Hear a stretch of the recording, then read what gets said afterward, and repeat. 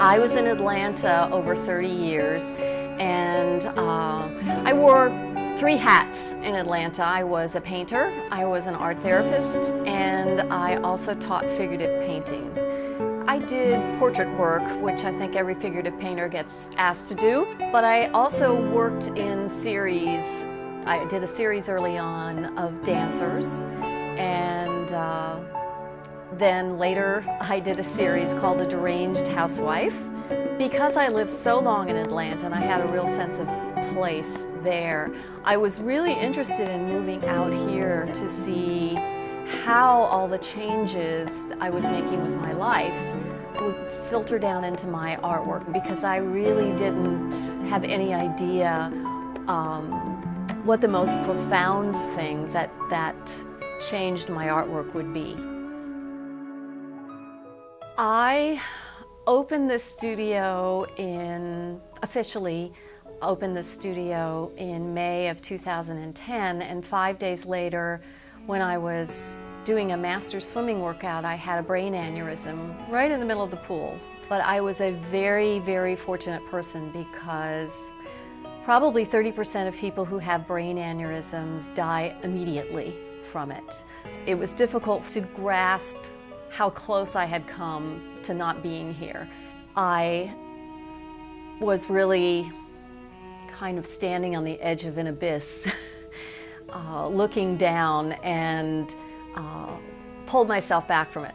The whole episode of that was very, very scary to me, and it took me weeks before I could get back in the studio. The abstract work started about 6 months after the brain aneurysm, and I was at that time working on another figurative series I was calling Gawky Beauty, and this series is about girls who are in that stage, that transitional stage between girlhood and womanhood. So I was very wrapped up in this series, but all of a sudden I just was pulled over to the other side of my studio and started doing these little abstract paintings.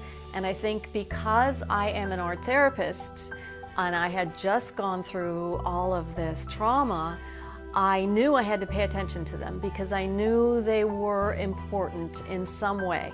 And when I started working with the small abstracts, I was struck by how very different they were.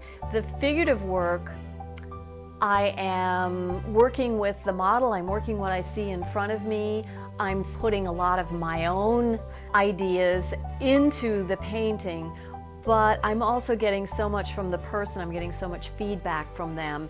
However, when I go to the abstract side of my studio, or my brain, or whatever you want to call it, it is a completely different universe over there. The creative process is totally different. The way I come at these paintings is almost like a little bit of an attack. I have a blank paper in front of me, I take some colors, I take a palette knife, and I just sort of attack the paper and see what happens. I am not working with a plan. I'm not working with any kind of organized concept of what I want to do. It's more reactive. I have worked so large in the past, up to 7 by 12 feet, and these pieces are 5 inches by 5 inches, or 9 by 12.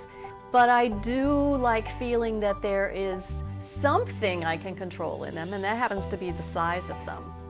This was something I could never have done before my brain aneurysm.